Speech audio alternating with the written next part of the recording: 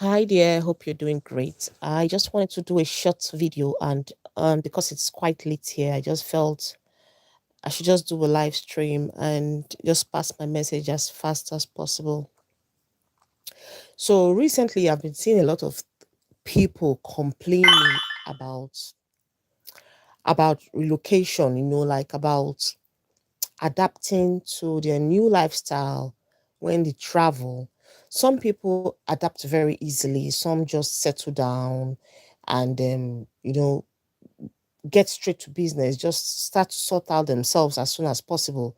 While some really struggle, like it takes them a whole lot of time to get accustomed to the new tradition, the new environment, the new culture, the weather, and everything. And that was exactly what happened to someone I just met. Okay, so sometime last year, 2022, I went to Manchester. I went to do some food shopping in an African shop. So when I got there, I saw this woman. She was putting some bags of onions inside her boot, her car boot. So while she was trying to put them, some onions was falling on the floor, on the ground, spilling everywhere. And I was standing quite close to her. So I just decided to help her pick some. So when I picked them up into the boot for her, she thanked me. I crossed the road, just to go back to my family that was waiting for me in the car. And she stopped me. She just said that when she saw the tribal mark on my face, that I look like someone from her country. So that was how we got talking, Sha. I just told her, yes, well, we're from the same place and we started talking. And I discovered that she just came. She just came to the UK. So we exchanged numbers and she called me one day and said that she just came into the UK with her husband and they just barely 4 months. They came in last year, 2022. They're barely 4 months in the country and she's still trying to find her footing, being in a new environment. So I explained to her certain things she could do because as at that time she was looking for a job. They were still living with family. They didn't have a house, a home for themselves. And the time they came was just like one of the worst times to get accommodation. Accommodation in UK now is even more difficult than getting visa to come to the UK. I don't know what happened, but recently accommodation has been something else, so hard, so difficult for you to rent a house now. The kind of questions and answers you have to go through, the requirements you'll be asked for. So it took her and her husband quite a long time, to get an accommodation. And for over 3 months, they were still living with a family friend. So I told her, okay, I was going to see if I could reach out to a few private landlords that we have a site, we have a Facebook page where we normally go right there and check out private landlords. And most of the private landlords are Asians. These Asian people, they have houses a lot here. So sometimes they just want to go private. They don't want the stress of going through agency. So when you go to that page, you see people advertising their own houses for direct rent.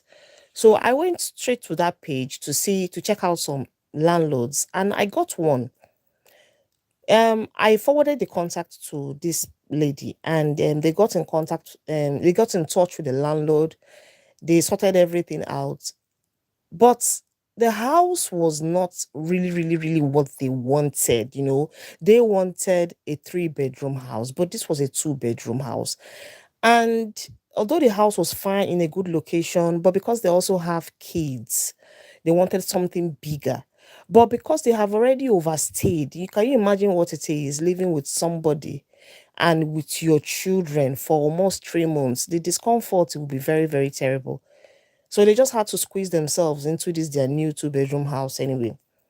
Then after that, different other complaints they're coming in. Today she will complain of the weather. Oh, she's sick. The first child fell ill, he has fever. The second one is having runny nose. The third one is having diarrhea. This one, different things like that. I told her to just endure that. It's part of the change of environment. I'm sure it's the cold, the weather. And the time they came in was a bit warm. They came into the country when the weather was a bit warm. We're just like entering summer then. So all of a sudden, summer was fading out, and we were entering into um winter gradually. So their body was now beginning to experience the change, and all her kids were falling ill. This one will fall ill on Monday. On Tuesday, when he's recovering, another one will fall ill. On Wednesday, when that one is recovering, another one will fall ill. When the third one is recovering, the husband will fall ill. Everything was just, and because they were very uncomfortable with all these sickness things. At a point, she felt like, okay, let them all go to the GP, to the doctor, and just see if they could get some medication. On getting to the GP, the doctor told them that it was just cold and that there was nothing they were going to prescribe for them other than paracetamol. And that's the problem about this place. No matter how hard that your fever is, it is paracetamol they will give you, nothing else. So she was very uncomfortable, and she didn't like the fact that it's just paracetamol they were going to give them. Like, I'm saying I'm sick and all you're giving me is paracetamol. But because it was not a life-threatening disease or life-threatening sickness, and the doctors knew that it's just the weather, it's change of weather, you will get used to it. So all they prescribed for them was paracetamol. This was another thing that really threw her off balance, because she said that if it was back home, she would just go straight to their private doctor. Doctor will give them, we do a total checkup on them. We, if possible, pass drip on them, give them different medication, give them this, give them that. But just taking paracetamol, she was not too comfortable with that. And then went on to, from the left from sickness time now, the next complaint now was the husband. The husband came back home one day and was complaining that he was disrespected at work, and that can you imagine that one of the supervisors in his place of work spoke to him anyhow and ordered him around. So when she when she told me this one, I was like, what exactly did the supervisor say? She said that the supervisor told her husband, hi mate, will you get up there and get back to work? And I asked her, what was your husband doing when they talked to him like that? She said her husband was sitting down. He was tired of working, so he was sitting down to rest. And I said, well, it depends on how long he sat down there for. One thing I noticed with these people here is that they don't really like seeing you, like sitting down or just lazing around, just doing nothing. They just want you to be busy. Just even if there's nothing you're doing, just be doing something. Just act like you're doing something. If you have to pretend, just pretend, but just keep yourself busy. So anyway, it was just different complaints. Anytime she calls me, I just get prepared. I just know that she's about to make one complaint or the other.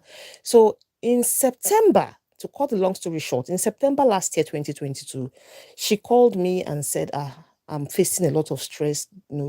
The problem is getting too much, the struggles, like we're not just settling down, we're not getting used to this whole thing.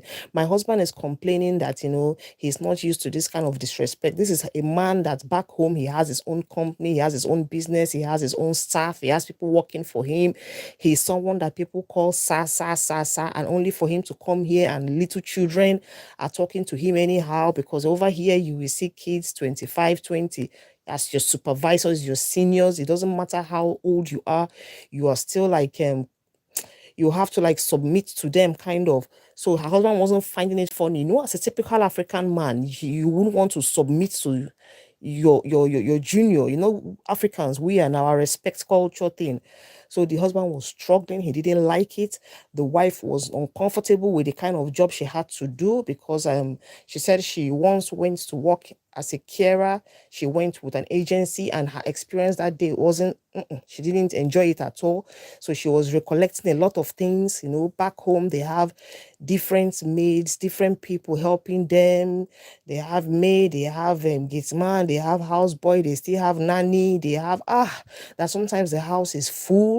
She doesn't have problems with the children sorting out childcare and all that, but here she has to take care of the children every time. Like, I understood where she was coming from. I completely understand. It's not easy without a support system here.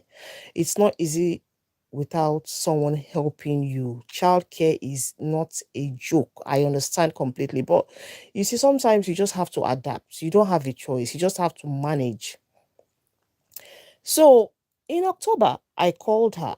Her phone rang severally. She didn't pick it. I just thought anyway, when she sees my call, she's gonna call back.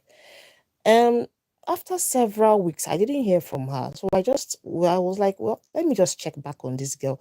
And in December, second week of December, I was like, let me just send her a message and say, Merry Christmas in advance. I sent her a message on WhatsApp. I noticed that it was only one tick. So I said, okay, this message hasn't gone through. I checked back the next day. I discovered that it was still one tick. And I said, could it be that her phone is switched off or what? But for how long? So I decided to call. I called severally. She wasn't picking her phone. And I went straight to Facebook to look for her. I saw her there. I said, what's happening? I've been trying to reach out to you. And she just laughed and said, wait, let me call you. And she called me on video call. And to my surprise, I saw this lady in a Nigerian background, as in her background was an African setting. So I said, did you travel for Christmas? You didn't even tell me we were going to Nigeria. She said, travel, okay. No, that she's back. I said, hey, back? How? She said, no, that they went back. Oh, she and her family, they went back. That they can't cope and her husband is losing it. I said, you don't mean it. Are you serious? You relocated or you just traveled? Are you pulling my legs? She said, no, that they actually went back to Nigeria, that they can't cope, that they feel better treated back home. She has more help back home, that everything was working well back home before they actually left. But that she just felt, the children needed a kind of a change of environment, a more, settled place for them to grow well and all that. But they can't cope. So the best thing is for them to go back home. When the children are big enough, they can come here for their university degree and all that. So I felt really bad because I thought I was already making a new friend, but well, what could I do? Nothing, So that's the thing. I've seen that a lot of people they find it difficult to cope, to adapt, and I don't blame them. I don't blame them. I struggled for many years before I could fit in. It wasn't easy. So when I see people that are actually struggling, I try to advise them or just, encourage them to just manage with time. It's hard, but with time, you will fit into the system.